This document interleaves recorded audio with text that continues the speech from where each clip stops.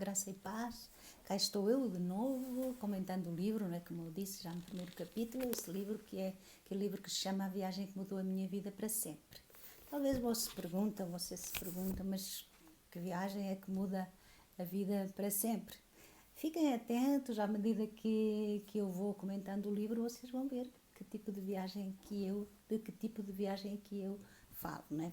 E aqui, portanto, a primeira parte eu falei, a introdução, como é que tudo começou, e a minha viagem, a resposta à oração, a carta que chegou. E agora chegou um momento que eu achei muito interessante, né? Que é o dia da viagem, né? Claro, se é uma viagem, tinha que contar sobre a viagem, né?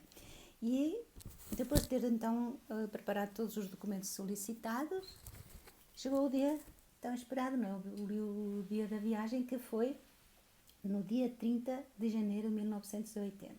Já lá vão uns aninhos. Saí da estação ferroviária de Santa Apolónia, Lisboa, rumo a Zurique, na Suíça. Era uma quarta-feira, o dia estava cinzento e frio. Até o tempo parecia estar triste pelo que estava prestes a acontecer, daí a momentos. Portugal veria partir para o estrangeiro um grande número dos seus jovens, buscando noutro país aquilo que o seu próprio não teve condições de lhes dar, a saber, um trabalho, não é? Porque aqui em Portugal havia muito desemprego e a gente procurava uma solução no outro lado. Eu também procurei trabalho aqui e não encontrei, não é? Já naquela altura que eu disse antes que queria trabalhar, mas não encontrava trabalho, não é? Mas surgiu essa grande oportunidade, assim como para mim e para outros, e assim lá entramos nós todos no comboio ou no trem, não é? Como queiram chamar. A partida estava prevista para as 16 horas, mas antes disso fomos chamados a ir a uma espécie de quiosque, que era lá um lugar, e ali mesmo na estação, mas ninguém nos explicou para quê. De repente fizemos uma grande fila, pois éramos muitos, e perguntávamos uns aos outros para que seria aquilo, mas ninguém nos sabia informar. O meu irmão, que estava comigo, comentou: o que fazem as pessoas lá na frente, quer dizer, lá onde a gente chegava e depois voltava, não sei, só sei que cada um sai de lá bem às altas gargalhadas. Até que chegou a minha vez e foi então que entendi o motivo, pois também não aguentei sem rir. Até precisa, na vida precisa ter coisas engraçadas, não é? Até o livro precisa de ter coisas engraçadas no livro, porque senão também, não é? Quer dizer, cada um de nós recebeu um saco transparente que continha 2 sanduíches de mortadela, né? Porque a mortadela era mais barata, ok? Uma lata de sardinhas e 1 litro de vinho. Vocês imaginam? Ainda agora, já passaram tantos anos, ainda agora quase 40 ou 41, até eu tive que me rir. Quer dizer, nós íamos de viagem, éramos jovens, uma garrafa de vinho. É para rir, eu também tenho que me rir, vocês riam à vontade, porque realmente é isso, uma garrafa de vinho para a viagem e ainda por cima, numa garrafa de plástico, parecia uma garrafa de óleo. Quer dizer, não sei qual era o propósito do vinho, só sei que com isso conseguiram fazer-nos rir, mesmo sem o beber. Quer dizer, a maior parte, acho que ninguém bebeu, não sei. Subimos para o comboio, para o trem, e quando ele começou a andar, não é? Cada um procurou o seu lugar, e olhávamos pela janela, descobri que eram mais as pessoas. Esta cena foi muito interessante. Ficou-me na mente, só tive pena de não ter encontrado alguém, porque eu não sei desenhar, ok? Senão eu teria desenhado, foi algo que ficou no meu coração, na minha mente, na minha recordação. Vocês imaginam, nós subimos para o comboio, para o trem, e cá fora, toda aquela plataforma de onde o comboio era, que era bem comprido, né? Estava tudo cheio de gente, que eram aquelas pessoas que tinham ido para se despedir dos seus familiares, dos seus amigos. E quando eu vejo, até tenho aqui um lencinho, vou dizer como é que era, vocês podem imaginar aquela multidão. Ainda agora me emociono, abanando os lenços branquinhos para nós. Desculpem, mas ainda agora me emociono por isso. Foi uma cena muito emocionante. foi realmente essa despedida. Foi um momento muito emocionante, quando o comboio se começou a movimentar, ao deixarmos para trás aquela multidão de gente, abanando lenços brancos, em sinal do adeus. E eu, que me sentia tão forte, apercebi-me que os meus olhos se encheram de lágrimas. Ao presenciar aquela cena, até agora ainda se enchem de lágrimas, imagina, são emoções que a gente vive e que tocam, porque elas ficam lá e foi algo assim muito especial. Logo que nos fomos afastando da estação, não é? E antes que o comboio atingisse a velocidade mais alta, lancei a garrafa com o vinho pela janela. Algo que me pareceu, muitos outros tiveram a mesma ideia, pois vi muitas garrafas voando ao longo do comboio. Não é? Tudo era uma emoção, tudo era uma aventura, não é? A primeira vez que saía de casa e nós ríamos só a imaginar qual seria a reação dos trabalhadores das linhas férreas quando deparassem com tanta garrafa de vinho. Não sei lá o que é que lhes fizeram, não é? Mas também, pronto. Nem pensámos no acidente que poderíamos ter provocado. Só nos quisemos ver livres do vinho. Além disso, éramos todos jovens e tudo servia para a aventura, não é? Primeira vez que a gente sai de casa, né? E agora não está, né? E viajamos toda aquela noite e toda a manhã seguinte e chegamos a Andaia. Andaia é a fronteira que faz de Espanha com a França. Nós viajamos de Lisboa, fomos toda a Espanha e chegou um momento de pararmos e mudarmos de trem, de comboio, não é? Tínhamos que mudar de comboio, mas não sem antes nos oferecerem um almoço quentinho, com carne guisada, puré de batata, ervilhas, que tão bem nos soube, pois já tínhamos comido aquela merenda. A última coisa que tínhamos comido era tudo frio, a sardinha lá. Oh, enfim, há coisas que há para esquecer, mas não esquece, vá, é por isso que a gente conta, né? Já quase estávamos vivendo lá já quase há 24 horas, então uma comida feita, quentinha, assim no prato, sentados numa mesa, foi maravilhoso, não é? Aqui também recebemos um saco de lanche, mas desta vez as sanduíches eram de fiambre, né? Era coisa mais chique, mais fina, né? Melhor e bem servidas, não eram bem, né? Tínhamos também uma peça de fruta, um pacotinho de leite com chocolate, uau! E 2 pacotes de sumo. E até uma tableta de chocolate colocaram lá dentro. Ficámos radiantes, né? Quer dizer, era diferente, né? Pronto, sem comentários. Quando chegámos a Genebra, que depois passamos a França toda, chegámos a Genebra, ou Genebra, como queiram dizer, que é a fronteira da França com a Suíça. Já estávamos no país do nosso destino. As coisas foram mais complicadas, porque antes de podermos continuar a viagem, tivemos que nos submeter a uma radiografia aos pulmões. Ora, nós já tínhamos feito tantos exames, agora é muito diferente, né? A pessoa vai, emigra e vai, está lá e pronto. Mas primeiro era difícil, nós tínhamos que passar por exames rigorosos, médicos, se tínhamos algum defeito no corpo, se não tínhamos, já não podíamos ir. Era assim naquela altura. E como já tínhamos feito outros exames, já pensámos que estávamos livres, já fizemos tudo, mas não. Antes de entrarmos, de seguirmos viagem, ali mesmo na fronteira, já tivemos que despir da parte de cima e fazer uma outra radiografia aos pulmões. Não fosse que nós ainda tivéssemos alguma doença, e gente com doença não entrava ali, não é? Foi algo muito que nos agradou, não é? Já tínhamos feito. Mas, portanto, eles tinham, graças a Deus que hoje em dia não é necessário nada disso. Portanto, todos os que vêm depois, olha, têm sorte, que não é assim tão rigoroso como nós, não é? Aí cheguei, aqui falo sobre a chegada, cheguei a Zurique, sexta-feira, 16 da tarde, exatamente 2 dias exatamente, não é? Porque a gente saiu já de Lisboa 2 dias antes, imagina, 2 dias de viagem. Eu também estava um pouco nervosa, ansiosa, não sei para onde aqui, a gente fica sempre assim um pouco apreensiva. O que é que vai? Coisas novas, né? Então, e o combinado era que ao chegarmos teríamos alguém à nossa espera para nos levar para o local de trabalho, habitação, onde também iríamos receber instruções. Bem, isso aconteceu com os meus companheiros de viagem, né? Porque a gente naquela ansiedade, começamos a ficar com o endereço uns dos outros, porque de repente estávamos sozinhos, precisávamos de conviver com alguém, porque a família já não estava lá, era outra língua, outros amigos também tinham ficado para trás.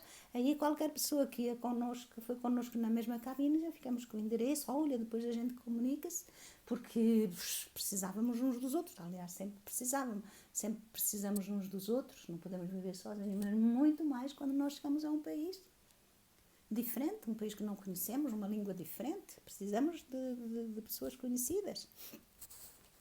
Então isso aconteceu com os meus companheiros e foram indo um depois do outro, lá foram eles, lá vieram buscar, tchau. De repente eu vi-me sozinha. Imaginem, não fazia ideia aonde é que eu ia trabalhar. Não fazia ideia se era longe, se era perto, se tinha que andar outra vez de trem, como alguns. Eu não sabia nada. Eu só sei que eu fiquei sozinha, né? Não fazia nenhuma ideia de que estava perto ou longe do meu futuro emprego e depois de esperar o tempo suficiente para perceber que ninguém me iria buscar, apanhei um táxi. Cheguei ao endereço indicado com o meu contrato de trabalho na mão, um café, mostrei-o às empregadas do café que ali se encontravam, mas ninguém sabia de nada. Quer dizer, será que eu tenho que voltar? E agora? O que é que aconteceu? Uma delas, depois de várias tentativas de contacto com o dono do café, trouxe umas chaves e levou-me àquele que seria o meu quarto. A cama não tinha lençóis. Pronto. Mas, de tão cansada que estava da longa e cansativa viagem, adormeci até mesmo assim. Os lençóis chegaram mais tarde, junto com uma bandeja de sanduíches, água e água com gás. Coisa que achei horrível, pois não estava habituada, não tomava água com gás. A água que eu tomava era da fonte e era muito boa. Aí foi assim a minha chegada na Suíça, foi assim a minha experiência, já começaram as dificuldades. A comunicação era com as mãos e os pés, ou o que fosse necessário para nos entendermos, pois alemão era a língua que eu nunca tinha aprendido, nunca tinha contactado. Mesmo assim, queria dizer uma parte, hoje em dia nós temos a internet, vou para a Suíça, falo alemão, vou estudar já um pouco. Vou para a Inglaterra, falo inglês, vou estudar. Naquela altura nós não tínhamos internet, não se esqueça, não é por burrice, não é por desinteresse, não havia, era outros tempos, né? 1980, não se esqueça. Portanto, a gente comunicava-se da maneira como podia. Mas mesmo assim entendi que no dia seguinte o chefe estaria lá e que também podia comer, pelo menos alguma coisa quentinha, né? Aos domingos o café estava fechado, isso queria dizer que teria que ir comer a um restaurante. Acontece que o pouco de dinheiro que tinha levado foi quase todo para pagar o táxi. Não era dinheiro, que hoje em dia os pais, quanto leva o cartão, não é? Para aquilo que for preciso. Cartão, nem se ouvia falar de cartão, pelo menos eu, né? Então, pouquinho dinheiro já deu para o táxi e pronto, estava sem nada quase, não é? Mas perto de mim ficou a trabalhar uma pessoa conhecida que tinha 2 irmãs que tinham chegado 1 ano antes de nós. E fomos visitá-la, fui com eles, né? Chegámos cheios de fome. Claro, eles estavam com fome, eu estava com fome, não tínhamos nada. Só tinha uma roupinha que tinha levado e não havia nada. E nem sabia onde sabia de comprar. Chegámos cheios de fome e elas também moravam num pequeno quarto e tinham umas poucas batatas e uma lata de atum. Não tiveram outra alternativa senão repartir connosco o pouco que tinham. São experiências, assim, no momento parecem difíceis, mas são experiências que enriquecem a gente. Todas as dificuldades vão enriquecer a gente, ok? São os princípios da vida, são dificuldades, é um país diferente, é uma situação diferente, é um princípio, mas tudo isso serve para nos fazer crescer, né? Fazer crescer. Como se costuma dizer, todos os princípios são difíceis, é verdade, eu vivi isso, mas na segunda-feira comecei a trabalhar e pouco a pouco fui-me adaptando, tanto no trabalho como na alimentação, não é? Porque a gente chega a um país, está habituada a comer em casa, não gosta disto, faz aquilo, a mãezinha fala, não gosta de, não é? Eu, não é? Não quero massa, gosto de esparguete, não gosto, faz uma batatinha, pronto, eu estava habituada com aquele mimo, não é? Mas agora ali não tinha isso, para já, não é? Depois tinha, depois eu vou contar, não é? Pronto, agora eu quero também falar um pouquinho sobre a Suíça. Suíça, que é linda. muito bonita, né? Às vezes, se vocês puderem ver, aqueles que não conhecem a Suíça, comecem a pesquisar na internet os Alpes, aquela brancura, aquele silêncio da neve, né? Às vezes no verão a gente já tem sol, tem os verdes, tem as flores da primavera, mas lá no fim, no final lá, aquilo que a nossa vista pode alcançar, lá se vê os Alpes, as montanhas cheias de neve, o céu azul, é muito bonito, né? Tudo estruturado, os hotéis, tudo. Os seus jardins bem cuidados de verão, com flores de todos os tipos e de cores, no meio das relvas verdes, que mais parecem tapetes. Aquelas relvas que eles têm lá no jardim são espessas, a gente apetece deitar, e no verão a gente deita-se mesmo, não é? Lá, não é? Para apanhar o sol nos lagos, e assim Zurique, eu fui morar em Zurique, e aqueles lagos lá, aquele lago lá de Zurique, com aquelas relvas, é espetacular, é muito bonito. As árvores floridas, a primavera, nas mais variados tons de cores, o amarelo e laranja, até o vermelho e castanho no outono, todas essas estações, no inverno, tudo, contudo, é tudo muito bem ordenado, tudo muito limpinho, tudo muito bem. O que eu digo assim, lá na Suíça a gente quase não gosta de sapatos, porque tudo tão certinho, aqueles passeios, não tem aquelas pedras que a gente tropeça e esfola o sapato, né? Comprou hoje e já esfola tudo. Lá não, lá é tudo certinho, tudo com asfalto, tudo limpinho, né? Então, aqui diz, tudo isso faz da Suíça o jardim da Europa, e com frequência nós ouvimos, e nós mesmo dizemos, a Suíça é muito bonita. É um país pequeno, tem apenas 41 mil quilómetros 277 de quadrados, é dividido em 26 cantões. Seriam aqui em Portugal, seriam os distritos, né? Dos quais o maior deles é Zurique, seguindo-se de Genebra, e Berna é a capital. Tem 4 línguas oficiais, que é o alemão, o francês, o italiano e o romanche. O romanche é assim uma língua, eu acho que ela é assim meio misturada com o inglês e o italiano, muita coisa se entende, e seria fácil até entender. Nós, como de língua portuguesa, já temos facilidade graças a Deus, né? Que temos aquela facilidade em aprender as línguas, e aquela é uma mistura, né? É um dos países mais ricos do mundo e muito bem organizado.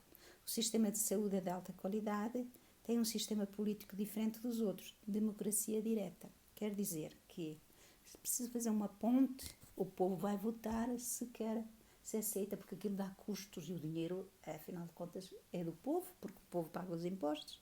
Então ele tem todo o direito de dizer se quer aquela ponte ali ou não quer, e pronto, essa é a democracia direta, assim como para outras coisas. Ali na Suíça foi fundada a Cruz Vermelha, né? Foi fundada em Genebra por Jean-Henri Dunant em 1864. E quando acontece alguma catástrofe natural, a Suíça está entre os primeiros países presentes para ajudar, não é? Agora, houve uma catástrofe natural como um tremor de terra na Croácia, e já ouvi que a Suíça mandou dinheiro para ajuda, não é? A Suíça foi também um país consagrado a Deus, né? Foi consagrado a Deus, e o hino nacional é um hino que louva a Deus e que convida o seu povo a orar a Deus, a buscar a Deus, quando as coisas, como eu diz lá, quando as montanhas se levantarem, quando se levantarem os problemas, vai buscar a Deus, não é? A bandeira é vermelha, que significa o sangue de Cristo, e a cruz é branca, que significa salvação. Não é de admirar que a Suíça seja um país tão abençoado. Claro, consagramos uma coisa a Deus e Deus gosta disso. Tomara que todos os países fossem consagrados a Deus, não é? Como diz lá na palavra de Deus, feliz do povo cujo Deus é o Senhor, né? Então, quero dizer, a Suíça é um país realmente que todos têm os olhos postos, é um país onde se vive muito bem. Eu vivi lá durante 40 anos e vivi muito bem. Dou muitas graças a Deus por me ter levado para lá. Vim por causa que também não tinha família lá, mas se ficasse lá, é um país que a gente se sente bem vivendo lá. Portanto, a Suíça tem também 8,3 milhões de habitantes, do quais cerca de 2 milhões são estrangeiros. o seu povo é, na minha maneira de ver, não é aquilo que eu conheci durante o tempo que estive lá, é simples. Eu acho eles simples, mas às vezes a gente diz assim, os suíços não gostam de cozinhar. Os suíços são simples na comida, não é como nós fazemos uma complicação, um monte de comida, não sei para quê. Eles não, tudo simples. Tudo simples, eles são simples, mesmo os ricos são simples. Né?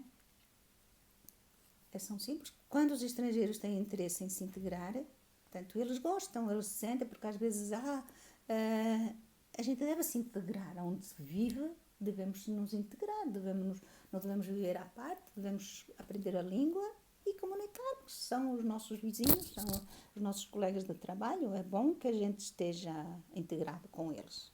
Não vamos pô-los de parte, eles abriram-nos as portas e nós estamos num país para quê? Para ser uma bênção, para trabalhar e ser honrados. É? Portanto, eles gostam quando a gente respeita as suas leis, os seus costumes. Isto é válido para todos os países. Quando uma pessoa está num país que não é o nosso, devemos realmente não criticar, porque ninguém gosta que critiquem o seu país. Porque senão, se a gente critica, seja o que for, então vai para o teu país. Se lá é melhor, porque é que não vais? E isso é válido para todos. Onde quer que a gente esteja, num país que não é o nosso, a gente não... Os outros, os de lá, por exemplo, às vezes criticam o tempo. Chuva. Que frio. Que isto e que aquilo. Quer dizer, o suíço pode criticar e critica, mas nós não convém, porque senão diz então ele, vai lá para o teu. Então temos de ter cuidado, não é? Saber ser sábios e onde quer que a gente esteja, ser uma benção, sobretudo honestos e trabalhar, não viver, chegar lá e já quero viver da segurança social como muitos fazem. Mas nós devemos ser honestos e trabalhadores, que eles tenham honra e prazer até em nós, não é? O clima não agrada a todos. Por mim poderia ter sido um pouco mais de sol e os verões ser um pouquinho mais prolongados, mas não se pode mudar. E agora cheguei à conclusão de uma coisa, afinal de contas a Suíça tem um clima muito bom, porque é um clima seco, não se sente tanto frio como se sente até aqui em Portugal. Eles fazem os melhores relógios, os canivetes, né? Aqueles que a gente conhece com aquela marca suíça, os seus deliciosos chocolates, né? Toda a gente quer chocolate suíço. São conhecidos em todo o mundo. A marca suíça, aquela marca suíça com a cruz, em qualquer produto é uma garantia de qualidade. Sabemos que qualquer coisa que a gente compre suíço é de qualidade. E isso é muito bom. Tomara que fosse todos os países assim. Gostei deste país desde que lá cheguei e sempre me senti bem. Portanto, para mim, os 40 anos que vivi na Suíça foram para mim uma grande bênção. E assim acabou este capítulo, depois começo outra vez, aqui vem a resposta da minha irmã, por causa de eu ficar na Suíça ou não ficar, mas isso eu conto no próximo capítulo. Até lá, Deus abençoe.